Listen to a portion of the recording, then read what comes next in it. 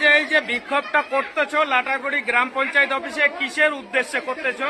আমরা 5 তারিখে ফর্ম জমা দিয়েছি, আজকে এখনো পর্যন্ত টাকা ঢুকে নাই। যারা অফলাইনে করছে তাদের টাকা তোরা পারবি না, তোরা অফলাইনে আগেই বলতি কেন বলিস না তোরা আগে?